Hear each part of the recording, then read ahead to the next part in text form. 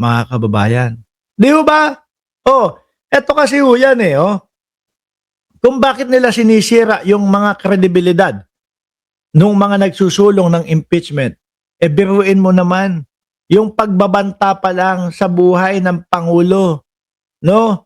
Yung pagbabanta pa lang sa buhay ng Pangulo, asawa ng Pangulo, at kay Martin Romualdez, mga kababayan, ano idedepensa mo dun? Depensa nga ng Vice Presidente, kampo nila. Ano daw yung depensa nila?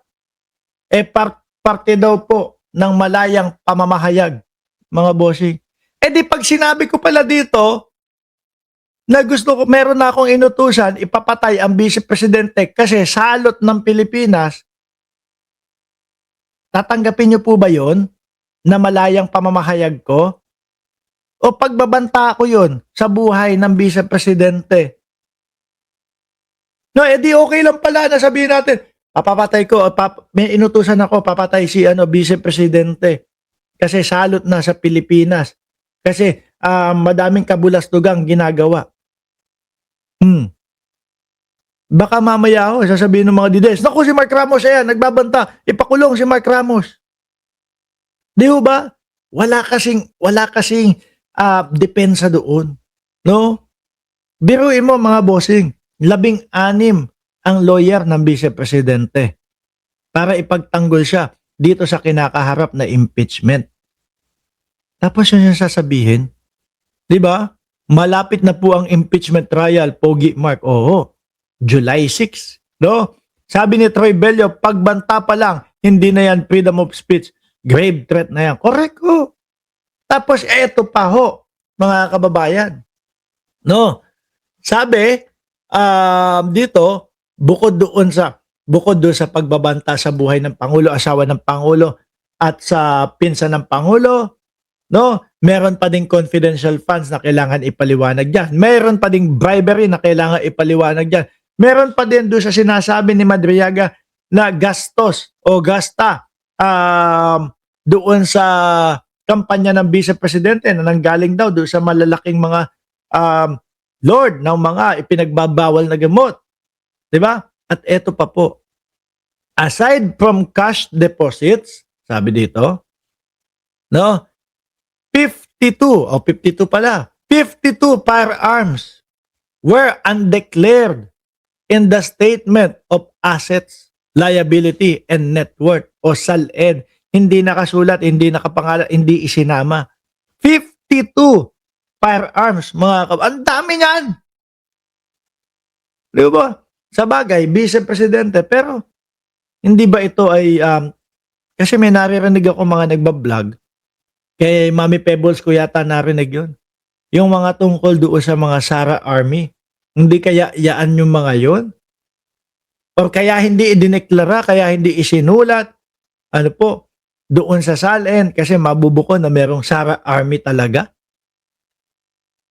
Di ho ba, mga kababayan? Ang dami So ngayon, ang tanong, paano ilulusot ang lahat ng ito? Confidential funds, bribery, pagbabanta sa buhay. Eto pa, ngayon, 52 firearms were undeclared. Kasama pa dyan, babalatan na ng buhay si Lustay sa July 6. Sabi ni Benny Oderio.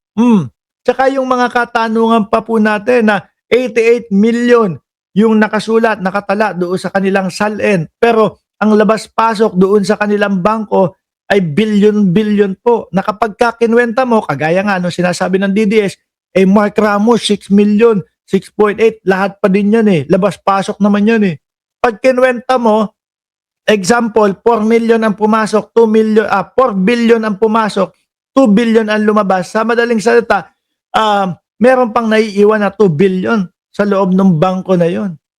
Kasi 4 billion ang pumasok, 2 billion lang ang lumabas. Sabi ni Ma'am Suzuki, Pogi Mark Ramos, advance happy birthday po. Uy!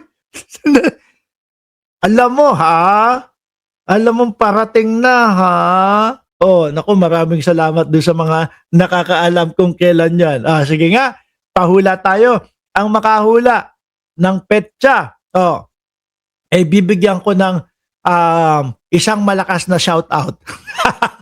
Sabi ni Troy Bello ulit, talbog cheque sa dami ng pera ni Sara.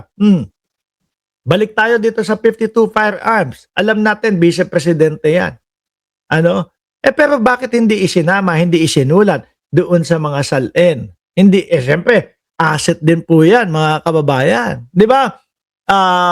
Congressman prosecutor in her impeachment case revealed on Tuesday. Si Terry Redon yan eh.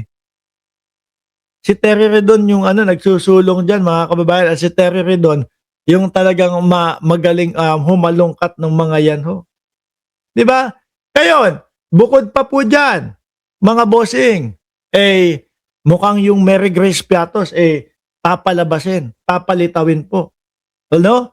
Hindi lang natin alam kung kailan, kung July 16, palilitawan ba agad yon o sa mga susunod na mga hearing po. Pero, mabigat yan. Kaya yung mga DDS, bago kayo magsalita, bago kayo magsabi, nalagot kayo, Mark Ramos, sa 2028 at si Sara na ang presidente sa 2028, hayaan muna nating malagpasan ito. No? Hayaan muna natin na masagot lahat ng vice-presidente yung impeachment. Ito nga, isa pa nga ho ito, mga bossing. Sabi, may nagkomento kasi, kaya nakita ko eh. Sabi ni Ruby Kurameng, dapat mabuksan yung box ni Lustay para magkaalaman na. Ayaw nga daw pong mabuksan. No? Ang sabi po dito ni Sia Adjong Alonto, mga kababayan, kaya ayaw pabuksan, BIR box could be armory of evidence versus Sara Duterte daw po, mga kababayan. Ako po, napakasimple, mga bossing, nung paliwanag dyan. Kung ako ang vice-presidente at itong box na ito ay makapagpapalala ng sitwasyon ko, haharangin ko yan. Ganun lang pong kasimple yan.